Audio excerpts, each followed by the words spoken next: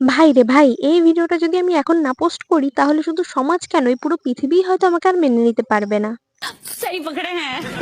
আর দেখো গাইস, তোমরা যদি বলো যে এই ভিডিওটা পোস্ট করতে আমি অনেক দেরি করে ফেলেছি, তাহলে কিন্তু বলা ভুল হবে, কারণ আমি কিন্তু একদমই বেশি দেরি করিনি, মাত্র 365 দিন দেরি করেছি। তোমরা যেমনটা অনেকেই আমার ইউটিউব চ্যানেল এবং ফেসবুক অ্যাকাউন্টে তোমরা আমার এই ভিডিওটা মানে জামাই ষষ্ঠীর পর্ব 1 ভিডিওটা কিন্তু তোমরা অবশ্যই দেখেছো, আর যারা না দেখেছো তাদের কোনো ব্যাপার না, গিয়ে একবার দেখে এসো। তো আজকে শুরু করতে চলেছি পার্ট 2 এর ভিডিও, যেটা তোমরা 1 বছর আগে 1টা দেখে ফেলেছো। যারা দেখোনি তারা অবশ্যই দেখো, কারণ না হলে কিন্তু তোমরা কিছুই বুঝতে পারবে না।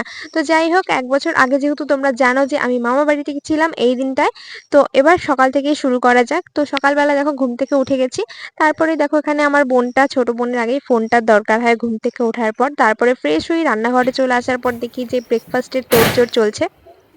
ইয়াহু করে চলে যাচ্ছি।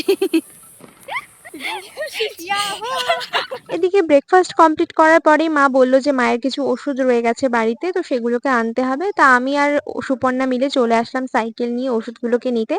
তারপর এদিকে দেখো এখানে বেলুন ফাটানো শুরু করে দিয়েছে, আর এই বেলুনগুলো কিন্তু তার কিছুদিন আগে আমার জন্মদিন ছিল, সেই জন্মদিনের বেলুন, যেগুলোকেও খুব মজা করেই ফাটাচ্ছিল।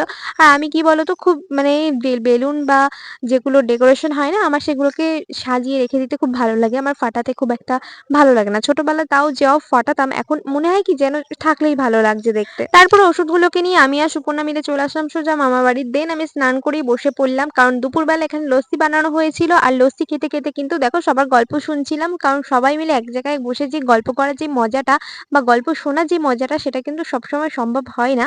কারণ কোনো স্পেশাল ডেতে বা কোনো কিছু যখন অকেশন থাকে, তখন কিন্তু সবাই মিলে এক জায়গায় বসে আনন্দ করা হয়, আড্ডা মারা হয়। তো এই জিনিসটা না সত্যি খুব স্পেশাল হয়ে ওঠে, খুব স্পেশাল মোমেন্ট থাকে। তো এই জিনিসগুলো খুব ভালো লাগে উপভোগ করতে, যেটা সবসময় সম্ভব হয় না। তো এইদিকে দেখো মা এদিকে রান্না করছিল, আর আমরা এদিকে বসে বসে গল্প করছিলাম। মা এখানে মটন কষাচ্ছিল। দেন চলে আসলাম ছাদে। ছাদে এসে দেখলাম যে গাছে পেয়ারা হয়েছে মামাদের। দেন এখানে কিছু ভাই আর বোনের সাথে গল্প করে নিলাম। বলো বলো কি কি করেছে, বলো বলে যাও, বলো কি কি করেছে। ও মাই গড, আমি এখন চলে যাচ্ছি আমার বাপের বাড়িতে। আজকে মেনু হয়েছে সাদা ভাত, আর হয়েছে কাতলা মাছের কালিয়া, আর কি হলো আরে মনে পড়ছে না, ও হয়েছে মাছের তেল, আর হালকা করে একটু মটন করেছে, চাটনি পাঁপড় মিষ্টি দই। খেলে বলবে। মাছের কালিয়া ওটা কি বাদ যাবে? ওটা প্রথমে দিয়েছি, ওটা দেওয়ার পরে ও ওটা রোজই হয়েছে। নমস্কার, এটা পুরো ভাইরাল যাবে, কোনো কথা হবে না। तुम्हें कैसे पता चला? तुम्हें कैसे पता चला?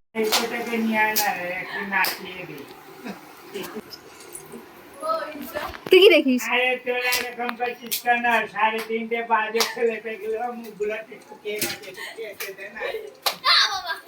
তোমরা হয়তো এই ভিডিওগুলো দেখে এখন ভাবছো যে এ আবার কি আজব লোক, কিন্তু সত্যি কথা বলতে গাইজ, আমার মামারা, মাসিরা এবং মেসোরা কিন্তু সত্যি খুব মজার হয়, খুব মজার মানুষ এরা।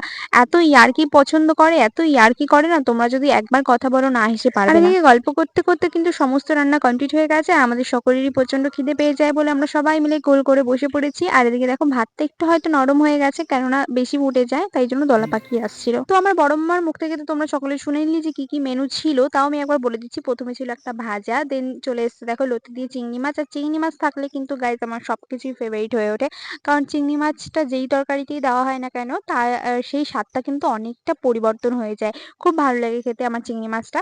আর তারপরে চলে এসেছে দেখো কাতলা মাছের পেটি, আর আমার পেটির মাছ কিন্তু খুব ভালো লাগে খেতে। আর তারপরে চলে এসেছে আমাদের সকলের প্রিয় শো স্টপার মটন কষা। তো এটা কিন্তু দুর্দান্ত হয়েছিল খেতে, খুবই ভালো লাগছিল খেতে। তো যেহেতু ভাতটা যদি একটু ঠিকঠাক হতো তাহলে কিন্তু আরো বেশি ভালো লাগতো, গলা ভাতের সাথে কিন্তু মটনটা খুব একটা যায় না। তাও খুব ভালো লাগছিল যেহেতু টেস্টটা খুব ভালো ছিল। আর এদিকে দেখো বিকেল হতে না হতেই বোন গিয়ে দোকান থেকে যে 5 টাকা দামে টেম্পোরারি ফলস নেলস গুলো পাওয়া যায় সেগুলো নিয়ে এসেছে, কারণ ওটা প্রায় সময় করে থাকে। তো আমাকেও বললো দিদি চল একবার পর কেমন লাগে দেখি। তো আমিও ভাবলাম চলো ঠিক আছে একবার ট্রাই করাই যায়। আর তোমরা যেহেতু অনেকেই জানো যে আমি একজন নেল আর্টিস্ট, তো ভাবলাম ঠিক আছে ও যখন চাইছে আর এটা প্রায় সময় করে থাকে, তো একবার বসে বসে করাই যায় টাইম পাসের হিসেবে। তো এটা করছিলাম। আর যে নর্মাল যেই আঠাটা থাকে সেটা নয়, ও কিন্তু ফেবিকুইক ফেভিকুইক দিয়েই লাগানোর চেষ্টা করছিল, কিন্তু তারপরেও গাইজ রেজাল্টটা কিন্তু খুবই বাজে ছিল। কারণ আমি যাই ধরতে যাচ্ছি না কেন, জামার সাথে বা অন্য কিছুর সাথে লাগলে কিন্তু সেইটা সঙ্গে সঙ্গে উঠে যাচ্ছে, সেটা যতই ফেভিকুইক দিয়ে লাগানো হোক না কেন। আর তোমরা যারা নেল এক্সটেনশন করেছো কখনো, তারা অবশ্যই জানো যে নর্মাল যে আমরা নেল এক্সটেনশনটা করি তার মানে লং লাস্টিংটা কতটা থাকে, কতদিন অবধি যায় আর কতটা স্মুথ থাকে, কিন্তু এটা কিন্তু একদমই তাই নয়, যার সাথেই লাগবে তাই কিন্তু উঠে যাচ্ছিল। আর এদিকে আমার বড় মামির কাণ্ডটা একবার জাস্ট দেখো, আমার একটা মেশো ঘুমোচ্ছিল আর সেই বেচারা মেশোটার কি হালটাই না করলো। আর তারপরে কিন্তু দেখো খুব মজা ঠাট্টা করার পরে আমরা চলে আসলাম এখানে খাওয়া দাওয়া করতে রাতে। আর আজকের ভিডিওটা কিন্তু খাওয়া দাওয়ার পর্ব দিয়ে শেষ করছি। তো কেমন লেগেছে ভিডিওটা অবশ্যই কমেন্ট করে জানিও। টাটা।